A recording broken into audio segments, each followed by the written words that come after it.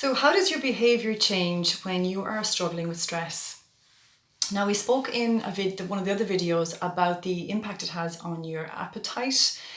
Now, when it comes to behavioural symptoms, your appetite can go from maybe not eating enough or regularly enough to now not eating at all or very little, compared to what you used to do. So that would be one definite sign to look out for. Something else that would be quite obvious would be avoiding responsibilities. So not wanting to take on any more responsibilities and procrastinating all the time, constantly thinking, oh, I'll do that tomorrow, putting everything on the long finger. And if you think about it, it makes sense. You're already kind of overwhelmed and feeling kind of up to here that your body doesn't want to take on anything else. It wants to avoid any other responsibilities if it can. You can be very forgetful, very disorganized. That sounds like a lot of us. I can be like that sometimes as well, but this can go on all the time. This isn't just a day here and a day there. This is kind of all the time. And again, that can lead to a short fuse, very little patience again as well, and very little time. And you can certainly see how somebody would isolate themselves.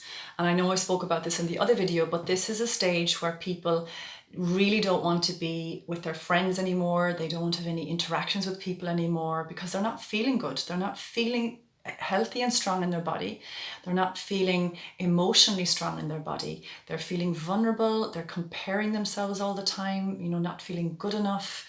And in this constant state of overwhelm, as I said, and that's leading into the stress. So you can see how that would easily happen. And in today's society, one big symptom could be the increased use of alcohol and cigarettes and drugs, unfortunately, to kind of help dampen down the symptoms, to unwind, to get some kind of reprieve from how they're feeling. So these are all some of the behavioural signs. Now, I'm sure there's more out there, and I'm sure you can think of more. And let me know if you do. These are just certain things that I know from speaking to people, how they're feeling and what they're dealing with on a day-to-day basis. So in my next video, I'm going to look at ways that have worked for me, that I've learned from other people along the way, and that I'm reading about at the moment to help deal with all of these. So I think it's always nice to have a few videos on signs and symptoms, and then hopefully to have one about what we can do. So I will talk to you in the next video. Okay.